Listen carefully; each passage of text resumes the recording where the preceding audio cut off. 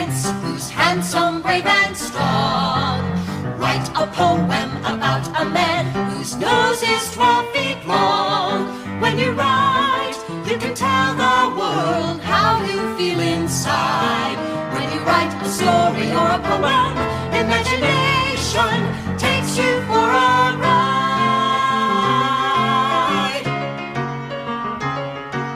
Write a story about a cat and dog who always fight. Write a poem about your big sister who thinks she's always right. When you write, you can tell the world how you feel inside. When you write a story or a poem, imagination takes you for a ride.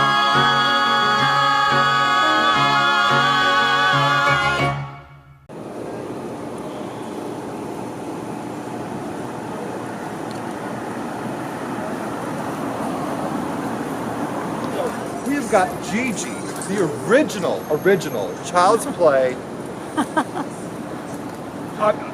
goddess. Child's Play goddess.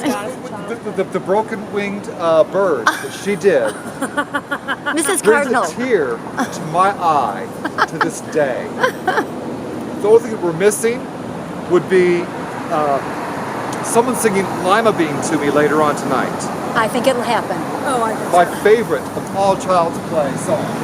Was there one that Jim told me about that was Mr. Smile and Mr. Frown? Mr. Happy, Mr. Frown. Mr. Happy, Mr. Frown. That my husband Jeff, his son, did with him at one of the anniversary shows or Yes. something like that. And I got to see pictures of that, and that made me very, very happy. Well, let's hope tonight. Tina Fey, Jeff, Richmond, thank you from the bottom of my heart. You are amazing talents. Thank you for the endowment you gave Child's Play. You are missed this evening. Very cool.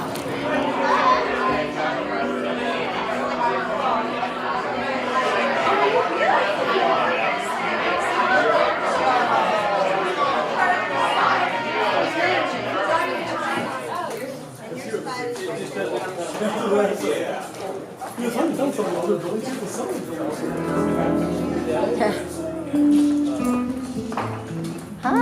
Hello.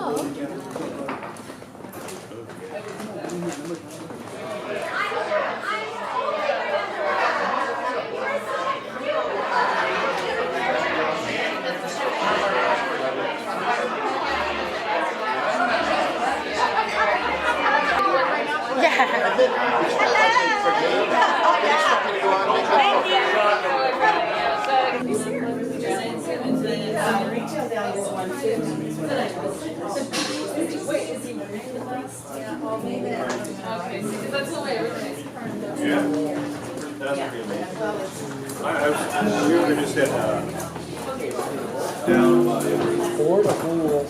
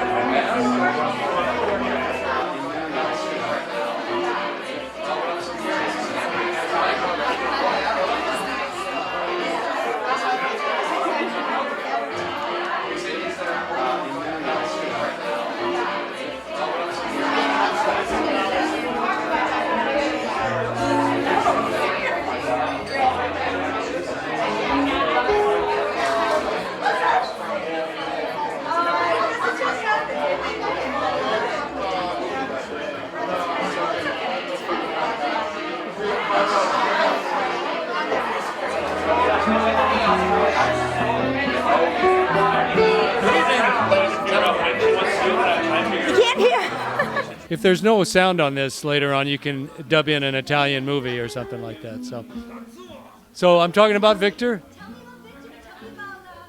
Well, I was so fortunate. My first job was at Channel 15 in Champaign, Illinois, and Child's Play came and did a television show there, and I got to run camera. And then Victor came to work at Channel 15, and then I went to the cable company in Champaign, this sounds like, and then this happened, and then this happened, and then this happened. But that's the way it was. And Vic and June owned the DPAC, Downtown Performing Arts Center. I worked at the cable company. I did a dance with David Onderdonk and Patricia Ruby up in the space in the old DPAC. Can't wait to see Patricia. Maybe they'll do the dance again. And I had the chance to do all kinds of video up there in that space before it was torn down. And holy cow. And then in 1992, we got to do some video at Cranert when they did Kids for President, one of my favorite videos, and I need to send you a copy of that, too. Anyway, we miss Victor a lot. Well, you know, it's funny. We were talking when we were driving up today, my buddy Fred and I, who also worked at Channel 15. We had this silly thing called Tuesday Night Cards, where us guys did all kinds of things that happened in the 70s and played cards and board games and just made silliness happen. And 2-3 people cycled through the fourth of that, and Victor joined us, and it was never better than when Victor was with us, because a lot of people know Victor for the actor on stage or the businessman that got Child's Play touring theater off the ground. But we got to know Victor as this really down and dirty guy that I'm sure nobody else knew very much about. And so we miss him. I wish he was still here.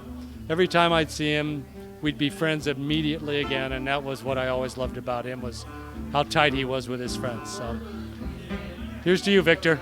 Best of times. So long. Okay, that's good. I knew Victor through working with him at Channel 15 to start. And, you know, even though he worked for the station, he never really worked for the station. He was pretty much a man above of himself. His heart was always in the acting. So one of my favorite stories is Victor went to decided he was going to be more grown up at the station. So he went to a garage sale, and somebody was selling a bunch of old ties circa 1930s and 40s at this garage sale. And he bought 100, 200 ties for next to nothing.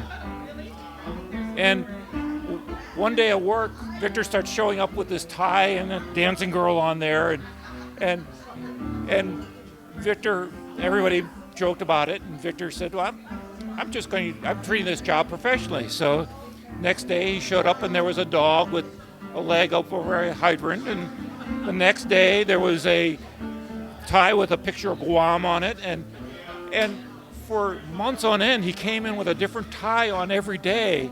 It was almost like we were all waiting for Victor to show up at work, and he was such a presence. He was such a life force, and he was always so much. Yes, he complained about work, and yes, he complained about our bosses. We all did at the time, but he was such a breath of fresh air, and God, I miss him. He was great fun. We played cards, we drank. He had a bookshelf in his bathroom. I thought was an absolutely brilliant idea. But God, there are special people in the world, and Victor was one of them, and I miss him. Fantastic. Hi, it's Jeff Coates. Once again, I'm standing in for my dad, Jim Coates, who unfortunately couldn't be here because he's got a gig. And you guys know when you get a gig, you got to stay. But he couldn't be here, and he gives his apologies. So I'm here as well instead. And interestingly enough, 20 years ago, I was standing in for my father as well as one of the pallbearers at Victor's funeral because my dad couldn't be there for that. And that was quite an honor. It really was. I was very deeply honored to do this. So a little story I have about Victor comes from that particular moment, because when he was alive, I was much, much, much younger, producing when he was doing Child's Play. So this is my clearest memory, and one that I actually really love. So as a pallbearer, if you haven't been one before, there's 6 people who are going to be carrying the coffin from wherever you're having, in this case the church, into the car, into the hearse, and then when the hearse gets to the cemetery, that's when you take it from there and back out again. So I was one of 6 gentlemen who got the honor for doing this. We were handed white cotton gloves and things I didn't realize about being a pallbearer, other than it being a great honor. Number 1, white cotton gloves are not very good grip. Number 2, the coffin itself, the casket, is made of oak and brass. very, very heavy materials. Not balsa wood and aluminum, it's oak and brass. And the amount of space you have to grip is about a finger's width between the casket itself and the brass railing, with white slippery cotton gloves. And all I'm thinking the entire time we're carrying Victor out into the car and from the car over to the cemetery is, please, please, please, please, please don't let me drop him. Struggling not to let go, clinging with my fingertips. As we get Victor out of the hearse at the cemetery, we'd gotten there ahead of time because, the hearse goes first. So the 6 pallbearers were standing off in the shade waiting for everyone to come along. It was very quiet, a little solemn moment. And I can't remember who it was. I don't remember if it was Andy Laties. I don't remember if it was Charlie Petering. But somebody turned to the rest of us and said, okay, was that really heavy or what? And we all just about fell down laughing. And the thing I realized at that moment was it's just like Victor. And as he was alive and after he had passed, he can still make you laugh, and he's making you laugh to this day. And that's what I miss about Victor the most. And that's what I love about him the most. Thank you very much. So here's the story. And I said to June that I would tell this one because I tell this one to everyone. I love this story. We were writing a grant, which, as you know, takes forever. And you have to staple it in the right place, and you're up all hours, and it's just very difficult. It was very late, and Michael, who was at the time about a year old, and we were still working in their apartment, was in his little rolly chair. So he was rolling around everywhere, and he was getting more and more aggravated with how late it was, and he was very tired. So we're all in the kitchen. I'm getting ready to go home. I think it's almost 9, and Victor is looking at the document again for the 500th time, down his nose, with the glasses down at the end of his nose, looking down at it. And June is trying to throw together dinner at 9 o'clock, and she's very frustrated, and Michael starts to get more and more antsy. And so she just, with great frustration, turns to Victor and says, Victor, would you please put Michael down? And Victor, without missing a beat, looks down his glasses at his son and says, you're short and you don't have any hair. And there was this pause, and all of us, including Michael, cracked up. I don't think Michael knew what his dad said to him, but there was something about his timing. We all just cracked up laughing until tears were coming out of our eyes. It was hysterical. That is my loving story of Victor, and I tell that story all the time. Boy, my memory ain't great, but nevertheless, I met June and Victor in Champaign-Urbana, and they were one of the first couples to get married in our crowd, and they were an inspiring couple because of the way they treated each other, and they were in business together, so that was even more surprising that they could maintain such respect and humor and love. They hired me because I'm not quite sure if they were in a pinch. I know I was in a pinch and I needed money. I had a baby on the way. I just had Hendrik.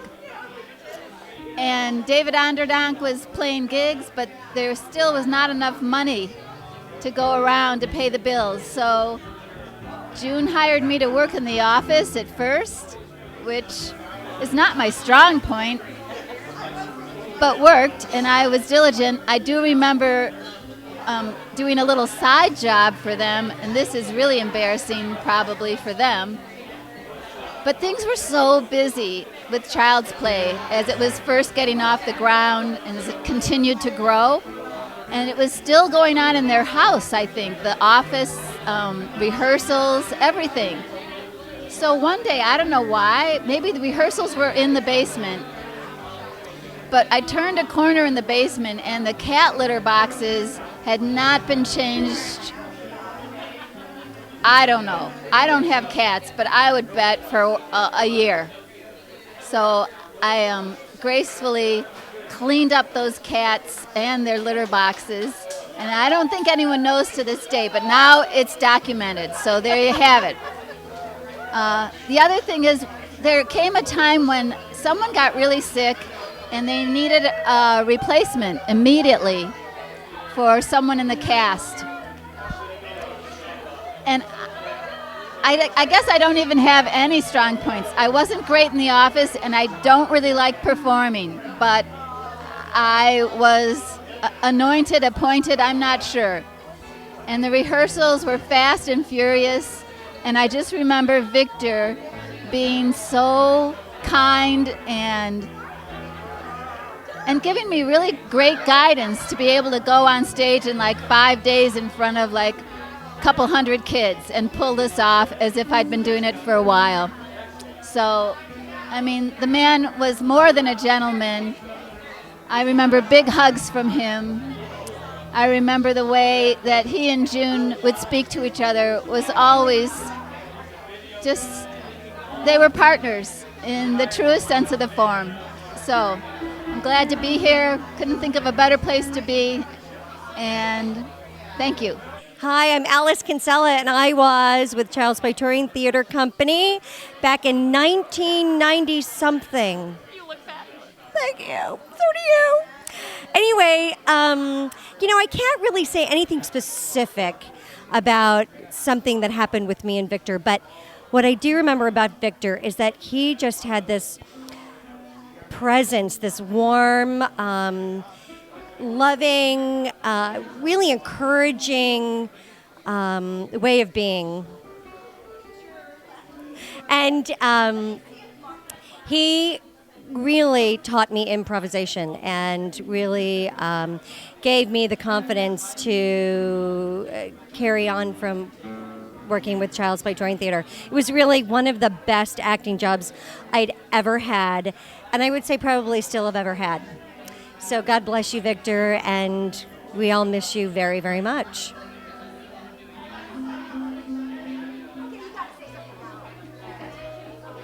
I didn't think they was going to talk that long. It's my turn. Alice Kinsella's behind me doing interpretive dance. Like we learned at Child's Play Touring Theater at the knee of Victor Podagrosi, one of the funniest men I ever knew.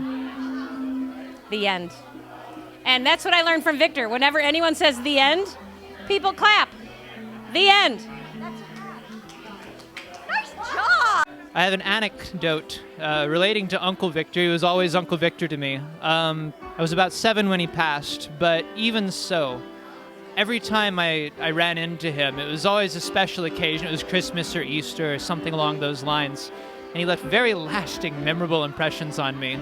I'm not going to talk about those. What I am going to talk about is a story my mom likes to tell. When she was probably 6 or 7, I guess that would make Uncle Victor, 8 or 9? Uncle Victor was flying a kite in their backyard in Rantoul. He was flying a kite, and he had gotten it all the way out to the end of the string. It was very, very high, and he decided he wanted it to go higher. So he went inside, and he got a great big spool of string, huge spool of string, and tied it on there. And he went through that as well. He went through the whole spool of string, and by this time, the kite was very, very high. Oh, my goodness. It was all the way up there, and he wanted to send it higher. So he handed the string to my mom and said, "Hold this while I go down to the Ben Franklin." That was the general store. "Hold this while I go down to the Ben Franklin, and I'll come back with more string." So my mom is holding this kite, and after Uncle Victor had, took off, it was probably some minutes later when 2 airmen showed up, 2 airmen from the base, and they explained that the kite was interfering with air traffic. It was too high, so it needed to come down. Well, my mother, she was reeling it as quickly as she could, just grabbing the string, pulling it in, and I believe Aunt Joella was there pulling it in as well, trying to get it down. They couldn't bring it down fast enough. So the airmen took out a pocket knife and cut the kite loose. I don't even think they apologized or explained any further. They just cut it off, and it drifted away. And when Uncle Victor came back, my mom had to explain it to him. And their father, Grandpa Ernie at the time, he was an airman as well, and when he got home, they drove around looking for the kite, but it never turned up. But that, to my mom, that just really typified Uncle Victor and his adventures. He really, really wanted to get that kite up. I think when he came back with something like 3 spools of string You know, he had absolutely no intention of stopping before the kite had gotten as high as it was going to go. And that's the story. And I think I told it faithfully.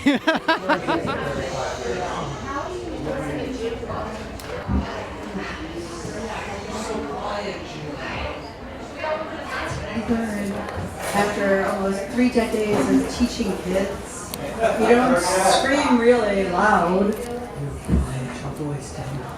And then they quiet down. And it's working. And your kids too. I hope you're all bringing that kid inside you this evening, because that was really what Victor was all about. Victor was a kid, and the most innocent, yet opening his mind to an infinite curiosity. Everything was fascinating to him. Getting lost, he turned it into an adventure. I'd be panicking, oh God, I have no idea where we're going. It's like, hey, it's an adventure. And he would do that. Anything that was an obstacle was like, it's nothing. It's just life. You know, he was a Zen guru master. And all of you that knew him know that's true. He had that ability to just be still and to take a chaotic situation and cut right through it and just see the light, see the goodness. He would sum it up by saying, just be nice. And I was from New York. And I'm like, be nice, come on. Nice, are you kidding me? We're not nice in New York, you know, come on. It's like such a little word. And really what a little word had so much depth and breadth in Victor's life. Because when Victor was nice, it was empathetic, it was understanding, it was compassionate, it was all those grown-up words that we use. And he just summed it up into, just be nice. And he was nice to everyone. He could talk to a janitor in the school and be absolutely fascinated with what that janitor was doing. Fascinated. And I mean not pretending to be fascinated. He was really fascinated. And then he would meet, a big, director out in, when he went on his trip in Russia, and he was representing the United States through the League of Chicago Theaters. He was hobnobbing with these Russian, artistic directors that had been running these companies for 50, 60 years, and they were like, oh boy, those Russians. They did teach him one good thing though. Oh boy, he was great at shooting back and doing cheers and toasting, and that was one of the great things he got from Russia. Was this joyous kind of let's toast to that. And it was wonderful to just watch him do anything. It was a simple act, and any time he was just doing, it was fascinating. And you found that on stage. When he would go on stage, he could just stand there and not say anything, and you were just waiting and kind of waiting for what's gonna happen. And then he would bring you on this incredible journey, whether he was doing an adult theater. Yes, he did that. Before Child's Play, we had Contour. I left a book back there that you guys should take a look at. It was Conceptual Touring Theater. And we did all kinds of crazy things, from farces to El Grande de Coca-Cola, which I want to bring back. One of these days, El Grande de Coca-Cola. I want to produce that more than anything in the world right now. So I'm thinking that's going to be some diversion that we're going to due soon. But that was what we did before we did, or while we were doing Child's Play, we were still doing adult theater. So we had that sort of Gemini kind of esque approach to life. And it was wonderful, birthing Child's Play with Victor, but we also did other projects that were adult. And not that adult. Don't go. Anyway, we were in the Oddfellows building, and if you get a chance, I have some books back there. The Oddfellows building was actually owned by the Krauses, as in Alison Krauss. Yes, Alison Krauss. Her father was our landlord down in Champaign. So the parents were interesting. The mother was very creative on the artistic side, so she created some of our brochures, and really bizarre. We ended up not using it as our logo, and I think you'll see why when you look at it. All right, let's just say it's a pirate with a peg leg and a chicken leg. And she was going after the unique, and she created something that she thought was unique. And it was definitely unique, but it wasn't Child's Play. And then we ended up finding somebody else to do the other logo. But it was our baby together. Child's Play was born down in Champaign. I had the Downtown Performing Arts Center where I was teaching dance and choreographing, and some of my dance buddies are in the house. Let's hear you.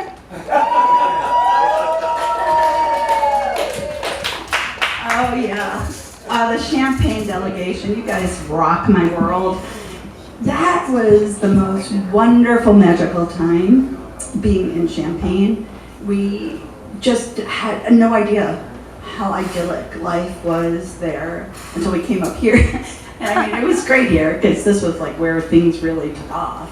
But it was such a nurturing place. Everybody that you met there was just so yes and. You just you didn't get any no buts, which is what it's all about.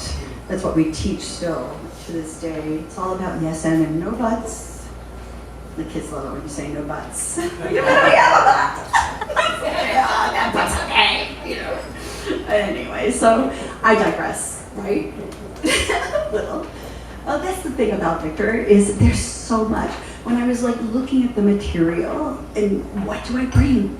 And thank God, Andy, raise your hand. Andy Podagrosi and Dan. Yeah, sure. Let's do it. They were the glue to me this week, and I would have had everything here. And, just I think, 3 to 4 albums is enough. And of course I wrote 5 or 6. So, One kitchen sink. So, and they have been really, they have a special announcement. I'll tell them later. Oh, okay. We'll tell you later. But that is one of the wonderful things that, Victor's family is also represented by Gabriel. Gabriel is in the house. Drove all the way up from Danville. Yes, he did. They drove from Alabama. That is nothing compared to Alabama. So this is, Victor's birthday was this past one, and on the 8th of August, and it was always a magical day, and he loved fireworks, and I ended up having to see it this Saturday night. I finally went out to summer dance. I usually go to summer dance all the time, and then I ended up staying down there, and there was the fireworks, and I was like, oh my God, it's Victor was right with me, and I was just really enjoying them immensely. He loved fireworks. He loved everything, as I said, but the fireworks was just something he had to see no matter where he was. It was the 4th of July, we'd go downstate, we'd make sure we see the fireworks, or out in Oak Park at his sister's, and of course here in Champaign, here in Chicago, any chance he could to see fireworks, because that was the kid in him, to get full circle. So, I want you guys to just be kid-like tonight, and really all the time. You know, why just tonight? You know, it's like if there's anything that you should be carrying with Victor from this night forward, if you already haven't, I'm sure you have, is that you need to just be yourself and follow your own dream, because that's what Victor did. He followed his dream, and he never worked. It wasn't work. You know, people thought, oh, God, he's working so hard, but it was his bliss. So it wasn't work for him. I actually had something completely different here. I might get back to it later in the evening at some point in time. I'll go, oh, right, I should have said that. So I'm really just going to kind of segue into a little bit of the order of the evening. And first of all, I want you guys to give yourselves a round of applause.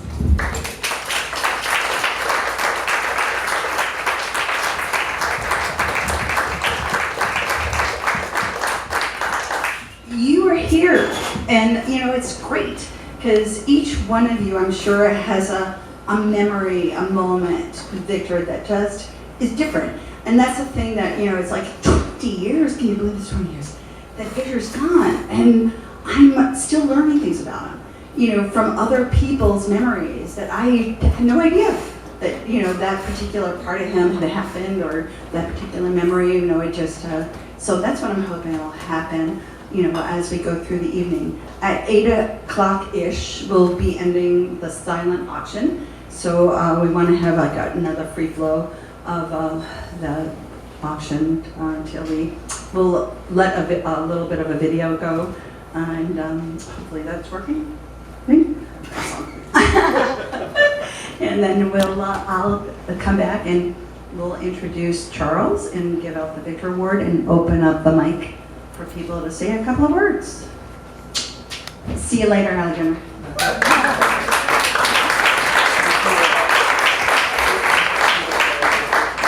A couple things for you. Silent auction is going on right now, so please take advantage of it. I do want to give a huge shout out to everybody in the room. Look at yourselves. You look fabulous. Now look at me. Nice knees. Okay. My shoes.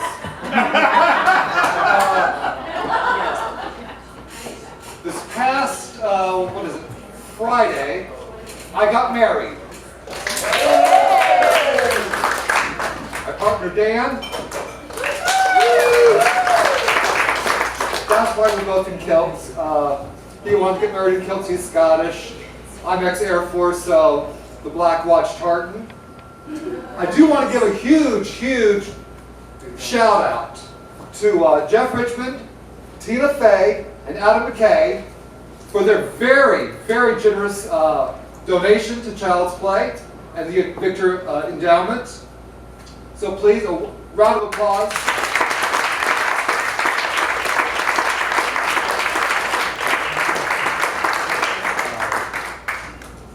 Please take a look at the items on the silent auction. Bid high.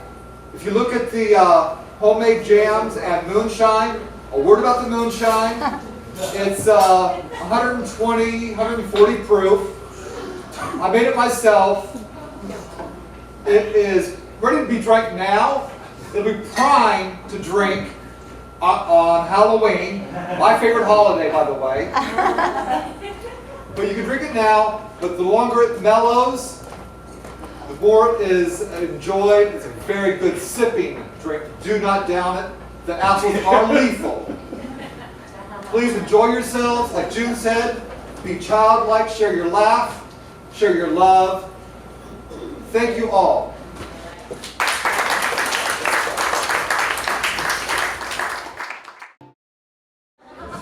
Everybody in the house, Jordan Taggart is the host with the most. Let's give it up for him.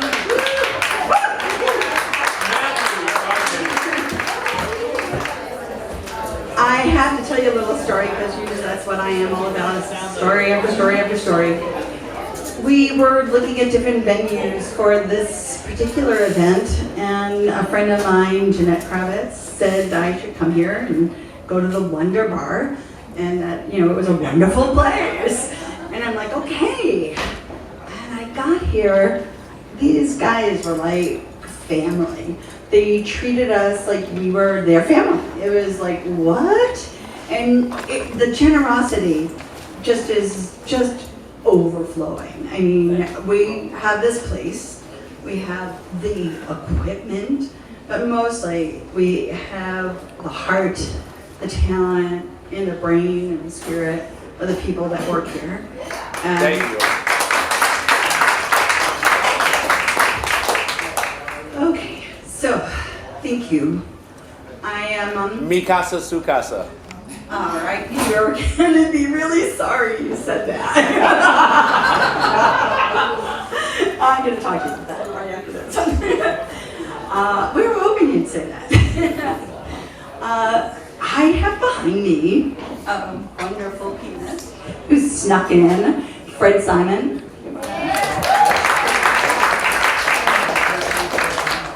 And we're going to begin the evening officially with the Victor Award. Sorry about that, didn't work. We're going to try to, she's just going to troubleshoot and try to like download it and get it up there again. But if not, He's doing it. Okay. You're doing it.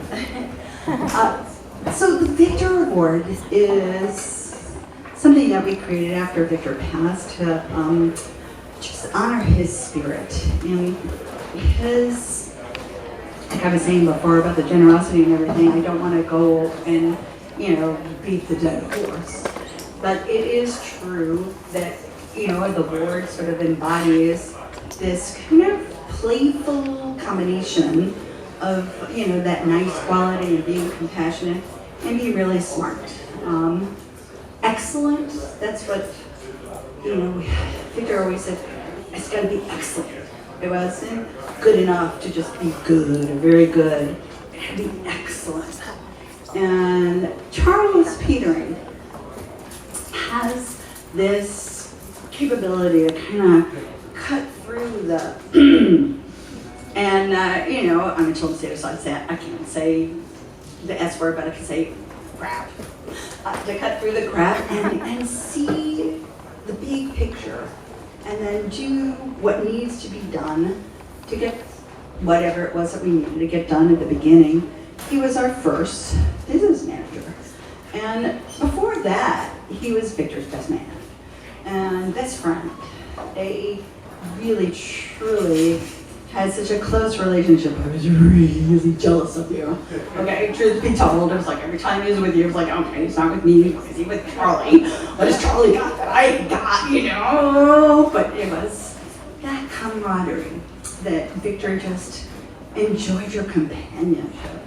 The two of you were two peas in a pod when you got together, the creativity, the synergy that would be created, whether you were doing sets for some crazy dinner theater or, there were so many projects you worked on.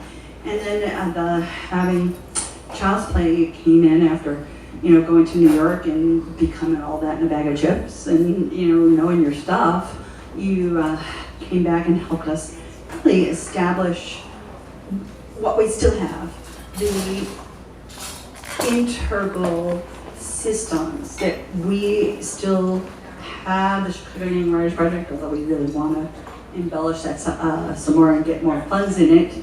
But all those projects that you developed back then, and including the filing system, which was another thing, everything was color coded, and I still do the color coding. I think Joan helped you on that one. But Charlie was there at the very, very beginning, and it seemed so appropriate at this celebration of Victor to bring his best man and really dear friend up on the stage to say a few words and get the Victor Award. So before he comes up, I have to give a plug, because that's what I do all the time, to the R.S. Owens. They do the, I'm gonna get this one, the Oscars. Thank you. I don't want them to say Emmys, but they do the Oscars. So it's the same kind of quality of award that the Victor Award is now, and it also goes international. That's another story. I can tell you. If you want to buy me a drink, I'll tell you all about the International Award. Anyway, but here in Chicago, Charlie came all the way from Colorado Springs, and he flew in this morning, and boy, is his arms tired. Let's give Charles Peter a big round of applause.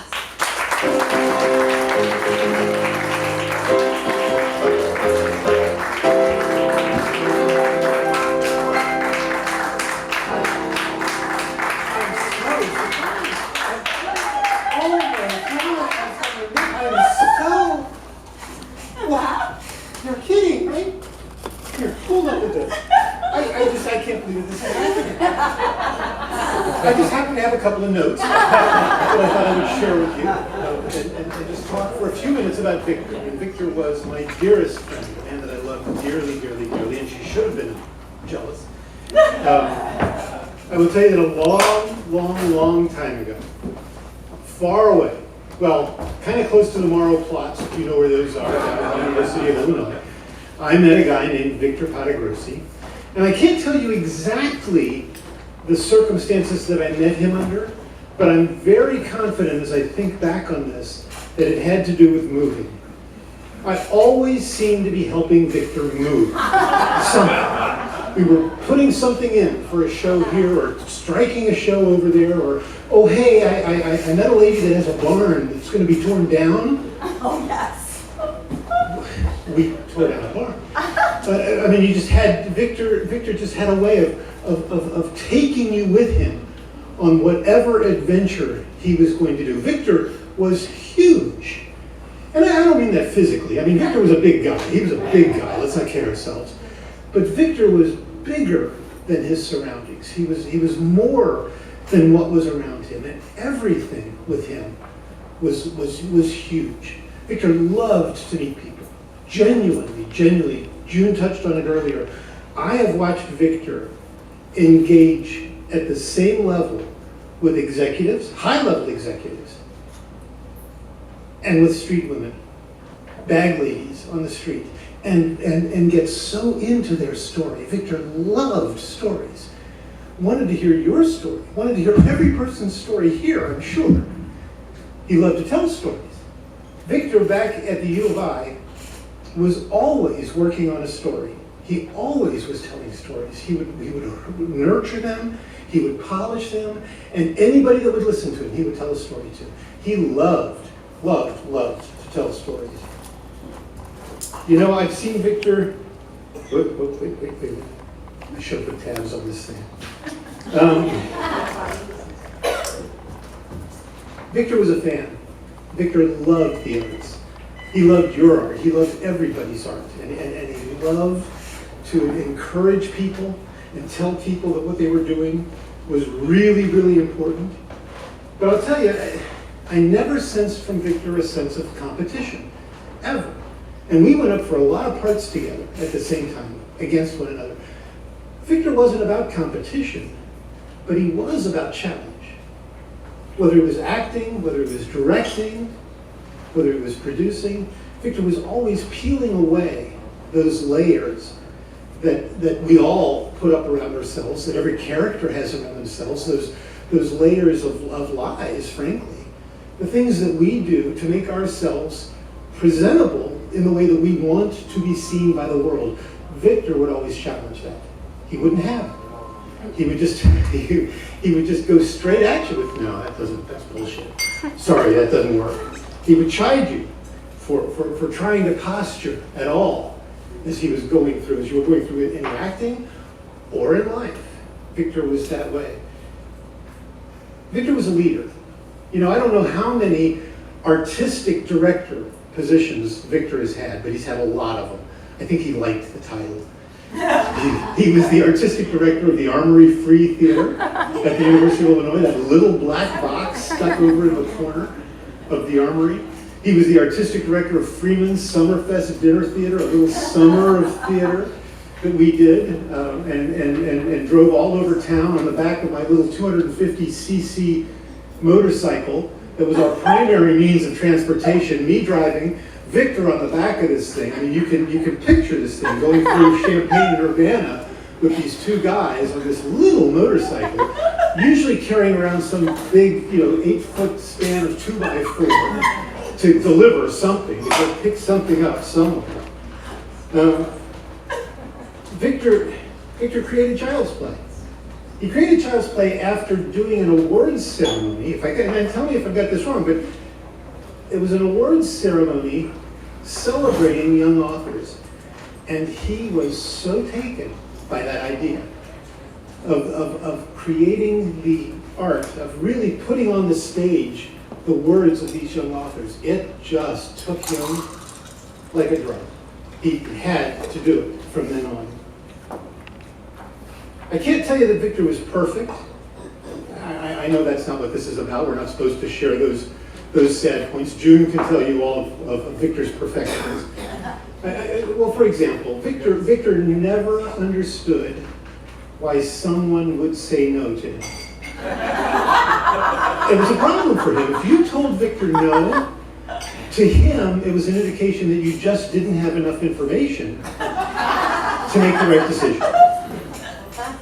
Victor was known, he would say things like, wait, if you're not ready to say yes, just don't say no. Just think about the possibilities. Just think about it. And I'll come back to you. Or he would say, just come with me. You don't have to do anything. I can't tell you, there were several weekends that I cannot recall that started with those words from Victor. No, just come with me. Really, you don't have to do anything. I'll tell you that Victor married his equal. He would say his better. Victor, I was with Victor the day that he met June. And later he said to me, I have to marry that girl. And he was dead serious. He was smitten with June. He respected her so much artistically. There were other things that were attractive about them as well. That's another story, another time. But he really was serious. And I don't know if for June, I don't know how many times he had to ask her, or if that was just another one of those circumstances of, no, what do you mean you said no? No, you don't understand. We have to get married. I remember that June is as passionate as Victor was. And Victor was passionate about everything. And it was very interesting to watch them together because there was this volcano of passion between the two of them. There was nothing that they couldn't take on, nothing that they couldn't do together. Together they were a force, a true force. And it was a force to embrace and to rally around and to be around, because you wanted to be with that positive energy, with that embracing everyone around you and loving everything that you ran into. Who doesn't want to be part of that? The best party I ever experienced in my life was their wedding. I was their best man, and I'm very, very proud of it. And this was a Greek Orthodox wedding with an Italian family. Both of them hell-bent on giving the best party. I danced with more aunts that evening. And some uncles, I think. It was just that kind of party. It was huge. It was so passionate, so full. Victor saw patterns in everything. Victor would see these patterns emerge, patterns in life, and life really was art for Victor. He connected on a very primal level with the innocence of children's writing and the raw truth of the things that they brought to what they would put on the stage. Victor would read thousands of stories. He loved to read their stories. Thousands upon thousands upon thousands. It is so impossible to conceive unless you ever walked into their apartment or their home and saw all of those stories spread all over. And every day there was the reading that went on. And he loved to celebrate their art. These children didn't just get a certificate of participation. They got an award. They got an award of excellence. They got an award of creativity. For many, many, many of these kids, it is the only affirmation, or the first affirmation that they had. And I can't tell you how many, again, thousands of children this company has started on the road of really affirming their value and what they do and what's important and their creativity. If we don't value what our children do, if we don't value that creativity, we are lost as a culture, and we are very close to being lost as a culture right now. It's a scary time.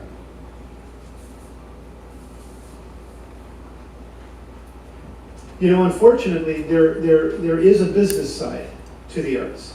That's why we're here tonight, frankly. The arts are so fragile, and they are so important. And somebody has to pay the utilities. Somebody has to pay the rent. We would love to spend all of our days dancing around maypoles and participating in improvisation.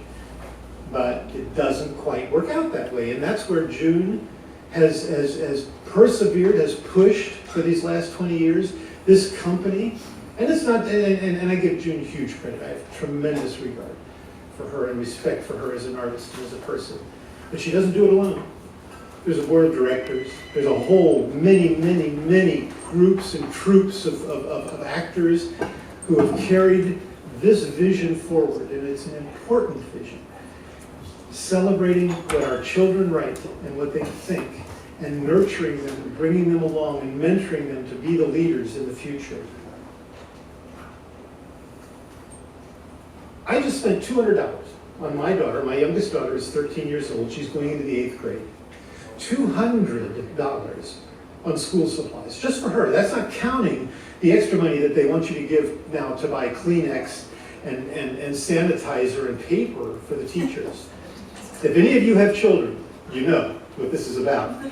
And I made a decision this year that I haven't done in the past, but I want to contribute an equal amount of what I pay for my daughter's school supplies to Child's Play, and I will commit that forever through high school, whatever it takes. And I would ask you to consider where in your year you can find something that you can parallel and connect to Child's Play to say, I'm going to give that same amount to Child's Play. The company needs your money. It really needs your money. It cannot go away. What this artistic company does is really important.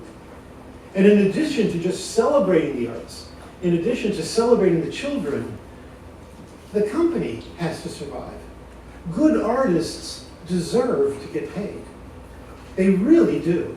And it's our obligation as the audience. It's our responsibility as artists who have come before to reach back and contribute and support and help those artists that are still working and are still struggling and are still moving things forward. I would suggest an idea. Who buys from Amazon? We all buy from Amazon, right? So I assume that if you're buying from Amazon, you go to smile.amazon.com and you designate Child's Play Touring Theater as the recipient, and Amazon will give a percentage. It's a tiny percentage, but a percentage of what you spend goes to Child's Play. I asked you earlier about some of the grocery stores here, because where I am, the Kroger-affiliated grocery stores will give 5% of what you spend. And all you need is a card. And you slide that in when you go make your purchase, and they give 5%. I will tell you that my daughter's school pulls in about $60,000 a year from this thing. Okay? It's not small money because it's 5%. Here's the thing. These guys need the money. And I'm just going to pitch that all night long because everyone in this room and everyone that you know has a responsibility to support this company, because this company is about the future. And this company is about really putting the arts out there and keeping the arts alive and keeping them nurtured for our children as we move forward. It's so easy. And I have to say, I have a lot of children. I've lost one to video games. I don't know that I'll ever get her back. And it makes me sad Because video games do not nurture your soul. They don't feed you the way that performing does, the way that make-believe does, the way that stories do. So I would encourage you in leading the stage, and let's get back to, you have to go back there and put some money on something. Because the worst thing that can happen tonight in any silent auction, but certainly tonight, is for June to have to take this stuff home. Don't leave if there's anyone that's buying, put your name on it. With any money, you gotta put money down, because they really need it. I do want to leave this, and I want to say that there are lots of ways to support the arts. This is one great company to support. And if it's not this company, you gotta put your money into something. If you're not investing in the future, we got no future to come. Let me share one quote as I leave, a quote from Victor. This was early on. I pulled it from one of their promotional pieces, but it has really touched me. I mean, I will tell you that over my desk, I have a picture of Victor and his dad, Ernie, who I love, who I adore to death. And it has been there for over 20 years, well, about 20 years, actually, since Victor passed. But every day I look at that. I actually still talk to Victor. I do constantly. It's usually when I'm on the very top of a ladder, trying to reach out and put something that shouldn't be put at about 14 foot. And it's usually that, okay, Victor, you got this, right? Really, you got me? But I do. I have a very active and engaged relationship with this man, who I have loved for much of my adult life. Victor said something that still touches me. I thought it was profound at the time, and it still works. Children's writing has a freshness and innocence. It has surprises that an adult would never come up with. Childhood experiences are universal, and presenting universal truths makes great theater. This company creates great theater. I'll put them up against anybody. Please do everything that you can to support them and nurture our children as we go into the future. Thank you very much. This blesses me more than anyone can imagine.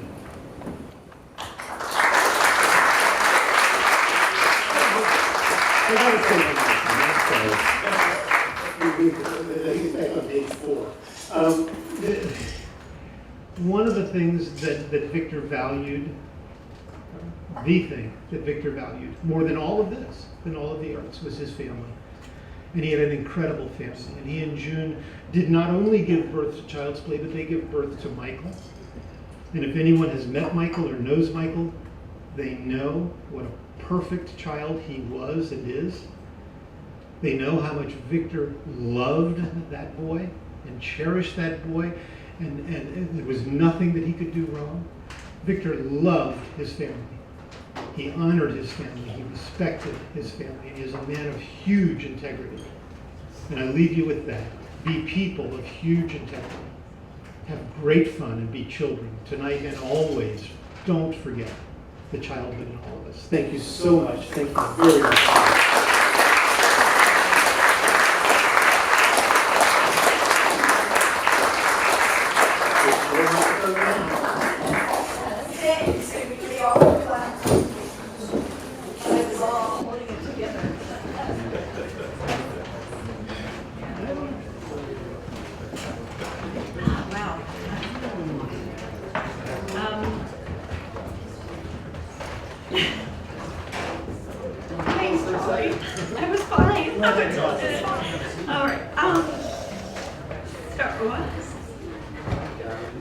Moving forward, we want to keep the auction open as long as, what time was it due? 7:45, so we're going to be closing the auction at 8. And I think that we should probably have some more music and have the auction go on, and then we'll have the open mic right around when the auction is closing. Sounds good. Good deal. Good plan. All right.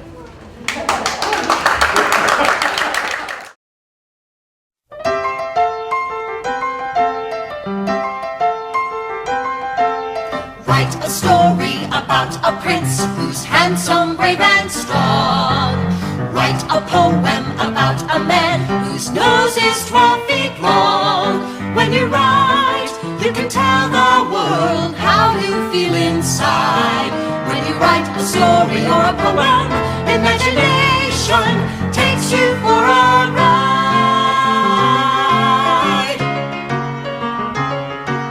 Write a story about a cat and dog who always fight. Write a poem about your big sister who thinks she's always right. When you write, you can tell the world how you feel inside. When you write a story or a poem. Okay. We now have open microphone for anyone who wants to tell a Victor story, a Child's Play story. Please come on up. We're going to start with this young man. Hi, I'm Dave. I'm the dog. And this is very short. I was trying to think of some Victor stories. I met Victor in Champaign, and there's a bunch of Champaign people here. And the Champaign vibe was a special vibe. If you know what I'm saying, I was down there for 7 years and I met Victor. And there was, it's sort of a hazy memory, but there, Barbara McGee had just given birth to Micah, her first daughter. And we were hanging out somewhere in somebody, one of the places that we lived. And so it was Victor and me and some other people and Micah. And Victor decided he was going to play Micah Gets a Phone Call on this little phone that we had. And I just remember how Victor, he didn't just do it for a second. We were doing this for like 20 minutes or so. And the phone would ring, and Victor had such a gentle and serene voice, and he would pick up the phone and he'd go, "Oh, okay, well, I don't think Micah's available right now. Could you please call back another time?" And then he'd hang up the phone, and this went on for at least 20 minutes, but that has just stuck in my mind all this time. Victor he could have done that all night, and he was perfectly happy doing that. So that's my Victor. Oh, Okay, my daughter. Good. Okay, this is a good one for after that. All right, Daddy. So I have a Victor memory too, and this was when. So I was following Victor around. I was getting trained to be in Child's Play, and he was teaching us how to read maps. You got to read a map, and then how to find the front door of the school. That's hard. But so I'm like following Victor around, and Victor was literally a laid-back guy back then. He was like this. Yes. And so he's like showing me how to find the front door. We got in the front door, and you go to the principal's office and you check in and find your contact, right? And Victor's like, "Come on, Doc." And I'm like, "Okay." We get into the school, and there's this kid sitting outside the principal's office like this. And Victor walks by and goes, "Hey, kid, you in trouble?" "No."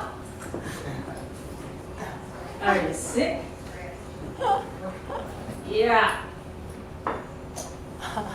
"Does your throat hurt?" "No." "Does your head hurt?" "No." "Does your stomach hurt?" "No." "You don't sound sick to me." And I'm like, and I look back and the kid is going. So he made this kid laugh, and I'm thinking, kids appreciate wise-assery. And that has helped me so much, because now, like, I go around and I do shows at schools, and I still know how to read a map, and I can find a front door, man. And, anytime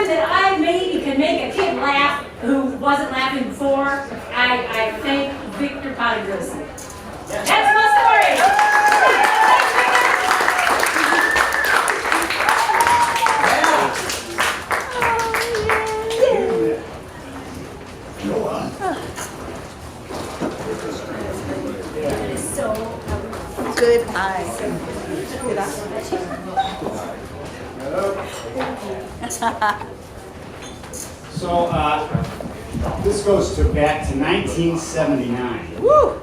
And you're right, David, there are a lot of hazy memories from that. I believe this was about Victor. What's your name? Oh, my name's Mark Cater. I was in the dance department back then with Nancy and June and a bunch of other people. All right. Anyway, so I was in the 70s, the winter of 1979. It was around the holiday season, you see. And Victor had gotten a job as a Christmas tree. He had gotten a job as a Christmas tree at like a hardware store or an Ace Hardware, I don't exactly remember where, and he was dressed up in the Christmas tree costume with his Victor glasses on. And I want to affirm that Victor would not take no for an answer, as you heard earlier. Because I wandered into Victor, and Victor saw me come into the store. I just happened to be there buying something. And he says, Mark, it's so good to see you. I need the day off tomorrow. How would you like to fill in for me? I was like, I don't really want to be a Christmas tree. But within 15 minutes, I was a Christmas tree the very next day, and he had the day off.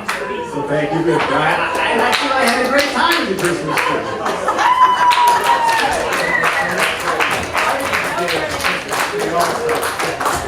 Victor never worked as a Christmas tree. True. He wasn't working, he was playing. That's right. He was playing. Good story.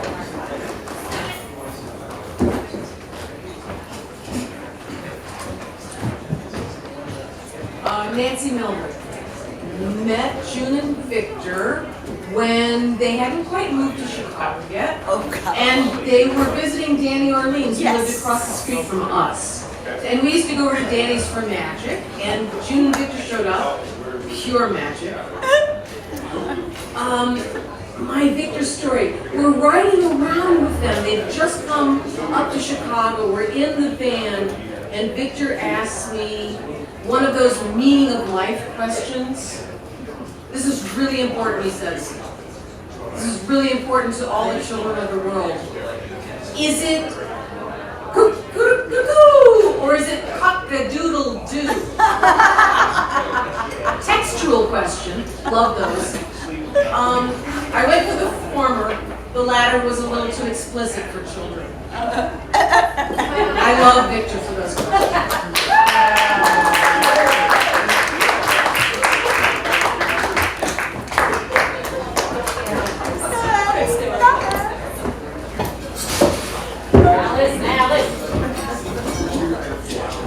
I'm Alice Kinsella, and I was in the company in 1990, 91, something like that. We didn't really have anything specific, like a story like that. They're just sort of little instances. Victor was always really, really kind and just a really wonderful person to work with. And I just remember Michael being in and out, or him talking about Michael and watching cartoons and how important that was for him to do on Saturday mornings with his son. And I remember him teaching us that when you perform for kids, you don't bend back, you don't bend down to them, like you don't do this. You stand up or you get down to their level. And I just thought, oh, that's really important to know. And let's see, so we would go to New York and he would meet us up there and we would do these showcases. And I just thought we just knocked it out of the park. We were like the best thing at these showcases. And the showcases are where educators come and they have all these performers who come and do their shows, do like 15 minutes of a show so you can get bookings. Well, we would go and we'd be watching these performances and thinking, oh, that's okay, and we'd be up there like with Theater Works, And then we'd get up and the people were just cheering. We were just so engaging because we brought people up from the audience. And it was such a thrilling time to be a part of Child's Play. And I just remember feeling like God, we're a part of something really special. And it was one of the best jobs, acting jobs I ever had at the time, because they paid for health insurance. It was so great, and I got a salary, and I thought that was the coolest thing, like, wow! And I still have my green shirt. Oh, yeah. I do. And I still have my green Child's Play sweatshirt.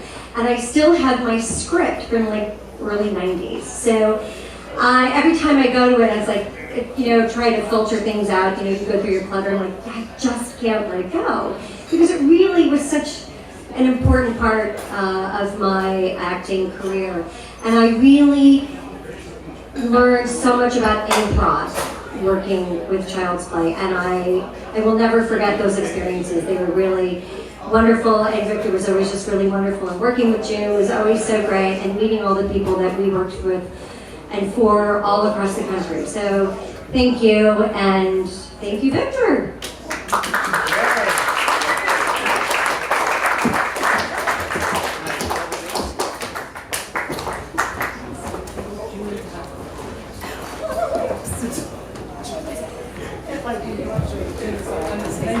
Good evening. I'm Gabriel Jarbo. I'm Uncle Victor's nephew. By relation of his sister Rebecca, or Becky, my mother. And I have many memories of Uncle Victor, despite having only known him for a short time. He always left very striking impressions. We always would see him on special occasions, things like Christmas and stuff like that. But as infrequently as we saw him, it made it all the more special and memorable. Despite having many memories of my own, my mother, who was unable to attend, did have some favorite stories of Uncle Victor, and I'd like to share one of hers. I believe she was in college, and so was Uncle Victor, and they were home visiting for, I'm going to say, a holiday. So they were going to church with Grandma Katie, their mother, and it was time for the collection. They were passing around the plate, and it got to Mom, and she put it in hers, and it got to Uncle Victor. He pulled out his wallet and opened it up. It was utterly vacant. Save for 2 spent matchsticks. They'd already been spent. So he pulled them out, and he stared at these burnt matchsticks with deep consideration. With a heavy sigh, he dropped them into the collection plate and passed it on. And with a voice laden in utter pathos, looked over to my mother and said, "I gave all I had." They laughed so hard that my grandmother had to split up these 2 grown kids. And that was my mom's favorite story, I think. So I wanted to come up and share that.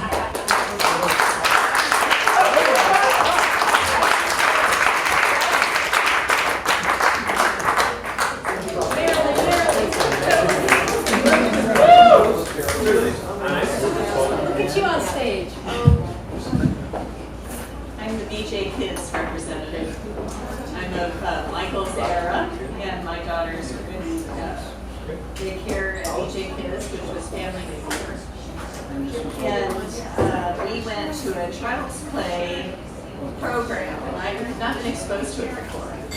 And I was with my husband, my kids, and the Child's Play troupe was up on stage, and Victor was kind of by the side, and the actresses or actor said, "Oh, are there any kids in the audience that want to come up?" And my daughter, Brecca, who was back there, she's like, and I'm like, "Oh," because I'm extremely shy. And I thought, oh my God, my daughter, she's not going to be that way. She's going to go up. She's going to be something bigger. So I cried, like I'll probably start crying now. And Victor comes over and he says, "Are you okay?"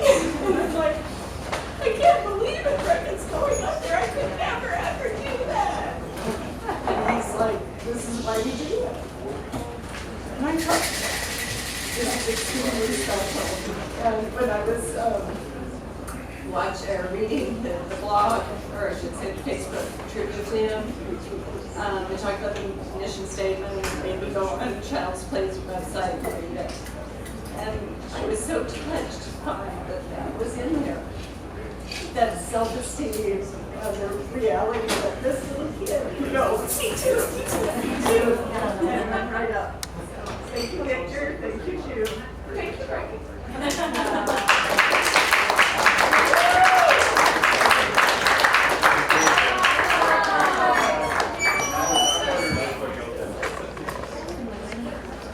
I have been up here enough tonight. This will be my last time, I promise. I have one Victor story for you.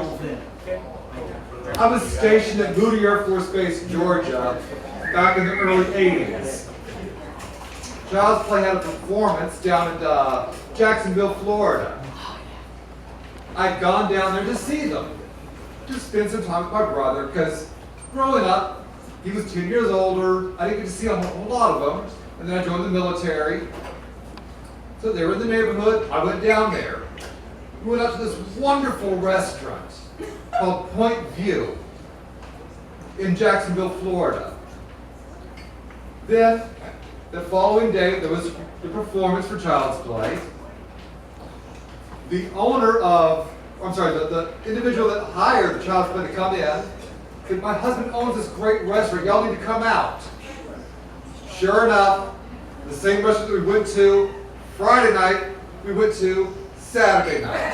That's my Child's Play story. Anybody else? Come on up.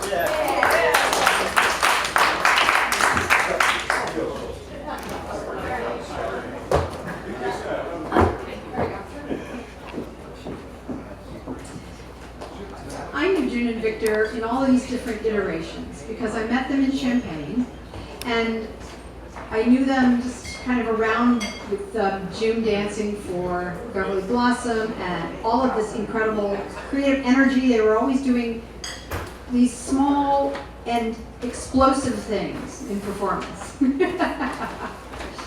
And then they had this great performing arts space in a building that, of course, is long gone in downtown Champaign. And we all put on shows up there. In fact, I remember doing a show there, and June and Victor were out of town, and we had to sort of climb up the outside of the building to get into the building to do our show. It was a fantastic space. Do you remember that? It was so crazy.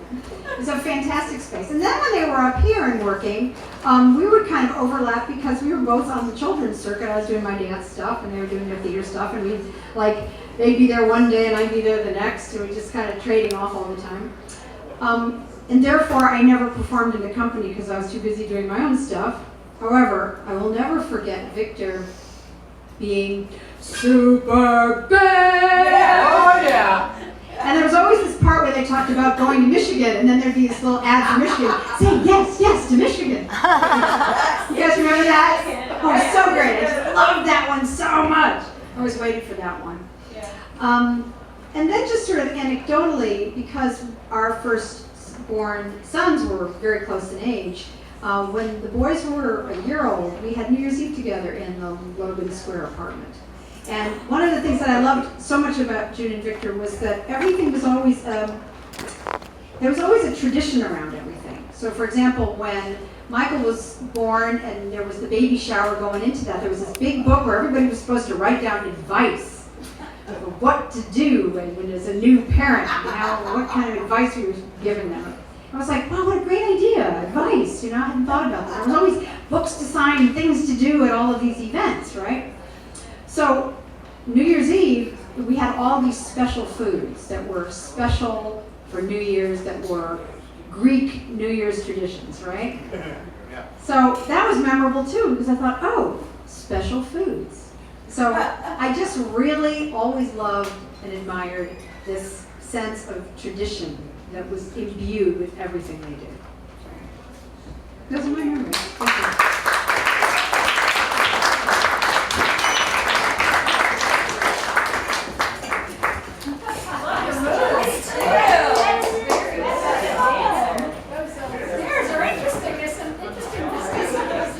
Got black, now we got white.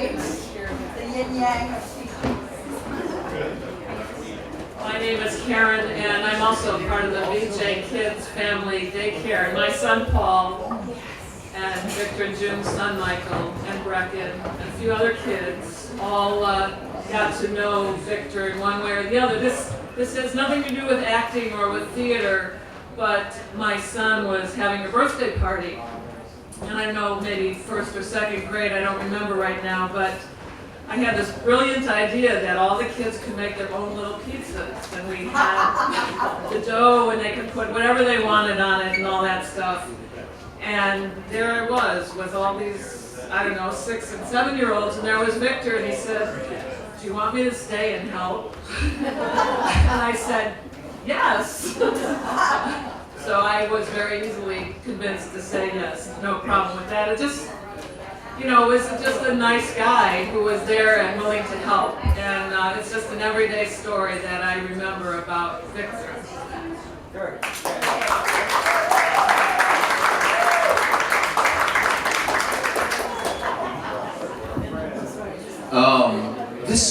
It feels a little strange. I've often had fantasies about getting up and speaking about Victor at a situation just like this.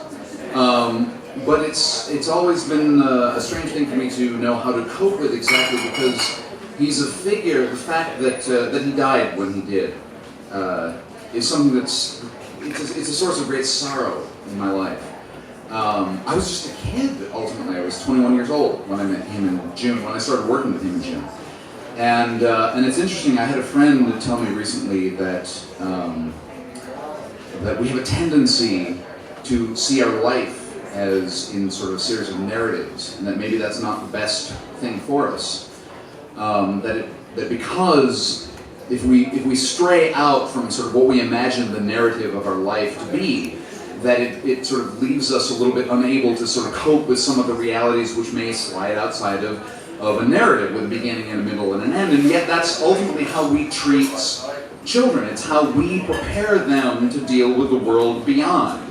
Once upon a time, there was a prince who had this, and then he fell in love, or he saw the dragon and he went off to fight the dragon or to save the princess. And those kinds of narratives are the things that ultimately, those are the tools that we use to sort of help children to cope with the world that lies ahead. And that's the business that Victor and June put themselves in. And there's something very beautiful about that, especially when coming from children, because ultimately they're mimicking a little bit what they've heard stories told to them by their parents and seeing in movies and stuff they've seen on television. But it also has a sort of a hefty amount of sort of what's going on inside of their own perspective, which is this very sort of fresh, new, young thing, and it's very exciting and very mysterious too, in a way. And I had been doing, in my late teens and early 20s, I had been doing a lot of children's theater, and a lot of it was very brassy. It was very plastic. It was it kind of talked down to children ultimately. Hey kids, here we are. Hey kids, and that was it was a job ultimately. And the first time that I came to Child's Play, I came to it as a jobber. I came to it as somebody who was young and out of school, and I wanted to make a weekly paycheck as an actor, and it was very exciting. And then imagine my surprise when I get into a van and I go to see, after I've been hired, a Child's Play show for the first time. And I was just telling Alice a few minutes ago that I recently watched an interview with Tom Baker, who played Doctor Who for a long time. And he said that the lovely thing about the format of Doctor Who is that any actor could really play the part.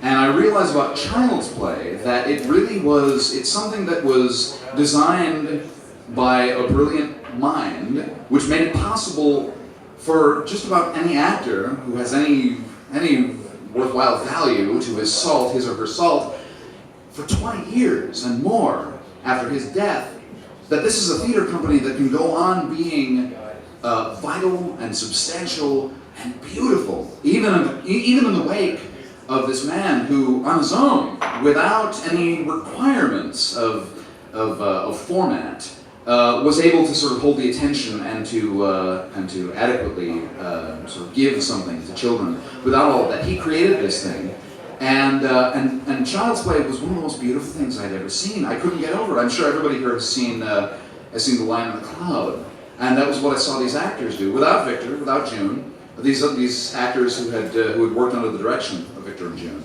and it was one of the most beautiful things I'd ever seen.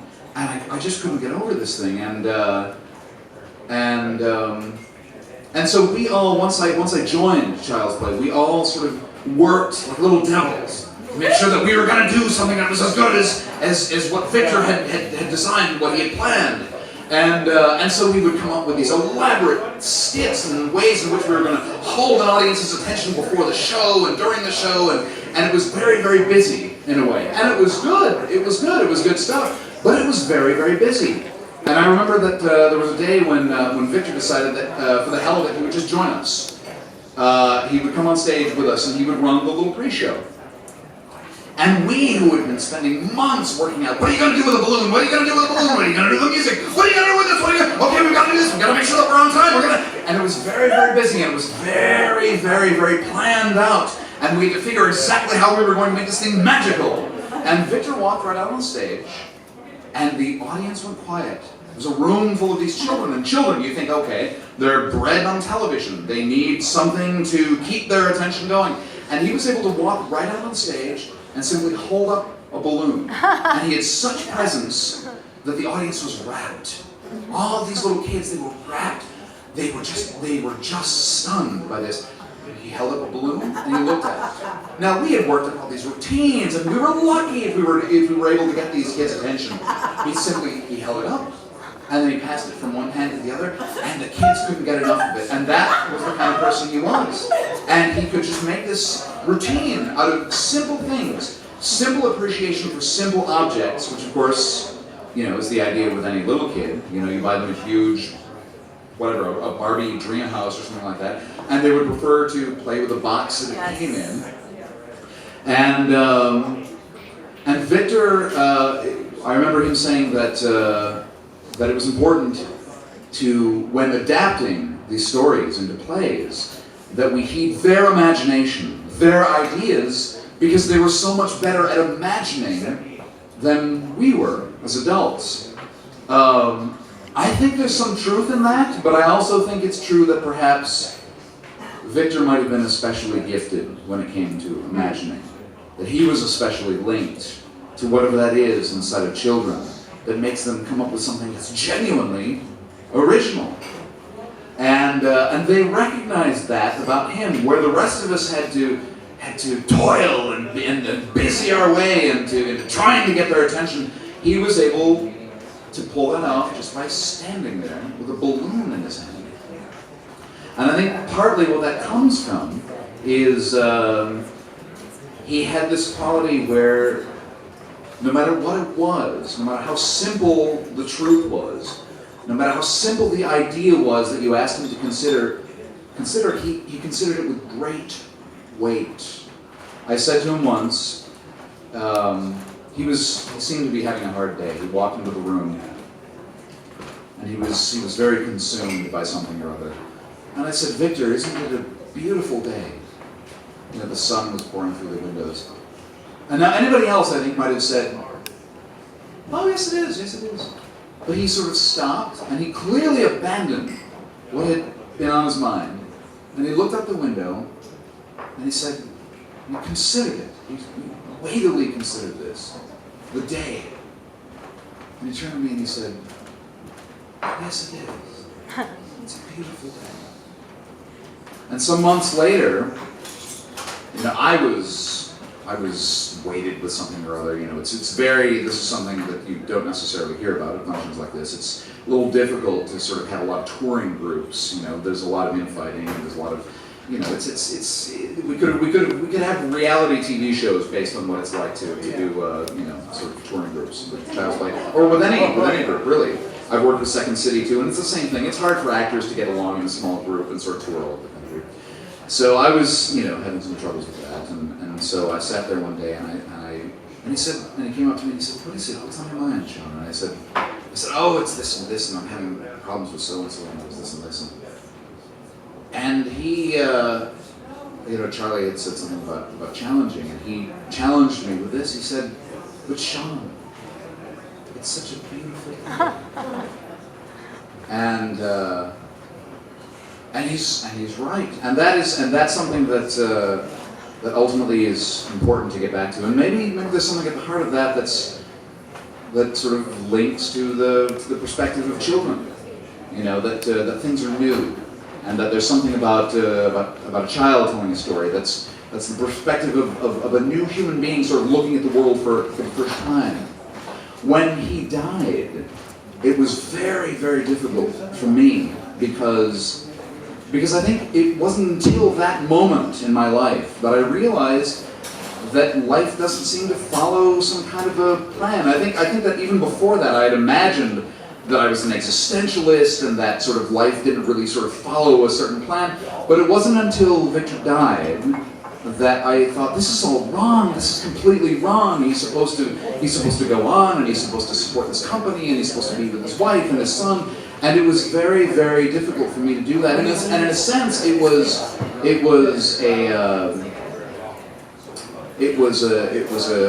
a direct negation of the idea that a story has a beginning and a middle and an end.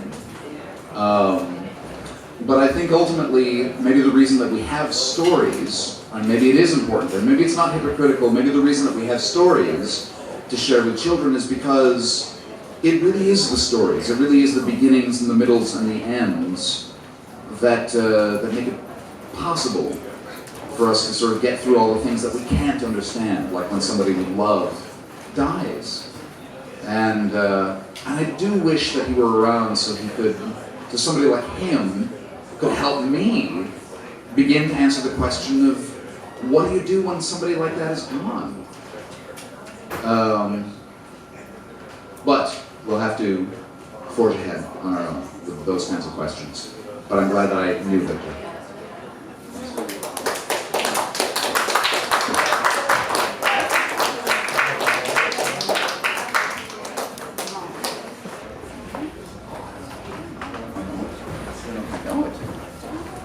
Will you sing it with me? Okay, all right. June has asked me to play stories and poems, but I haven't played this in ages, but maybe I can fit it. It'll come back to you. All right, so everybody that has sung it before, you want to come up here?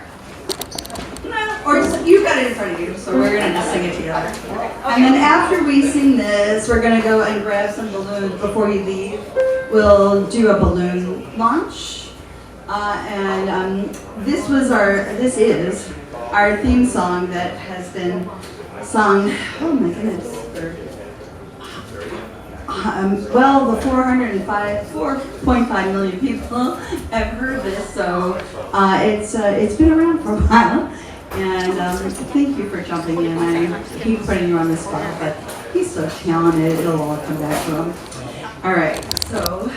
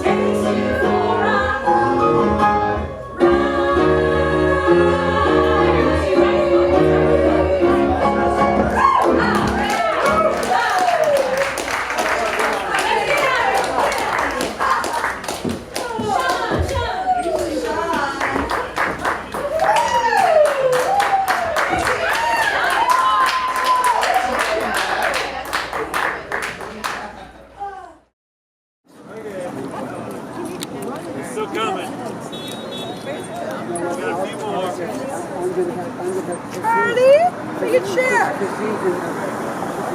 Charlie, let's share.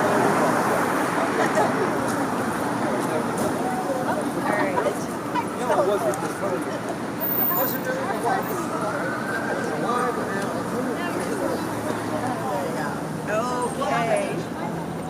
We have everybody? I think so. Awesome. Okay. So on Use the camera and okay. tell Here, you want to introduce it? Right. Adam. And you can. Okay. Once again, thank you, Tina Fey, Jeff Richmond, Adam McKay, everybody.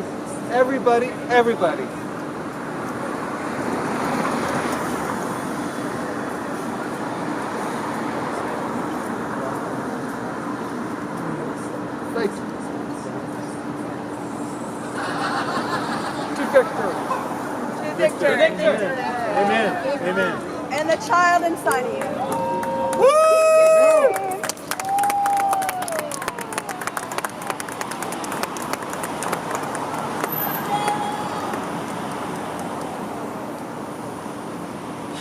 We made it over that building.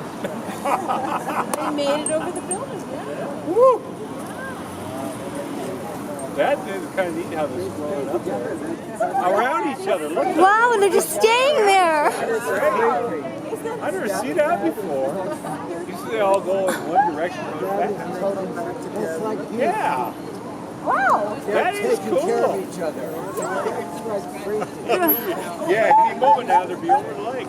No, I've always seen them zoom off in one direction and not swim around. Surrender. Scroll around each other. Maybe we can spell out a name for us. Oh, there's a W.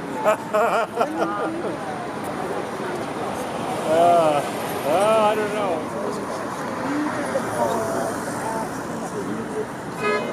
And I didn't even. That's kind of a bodies.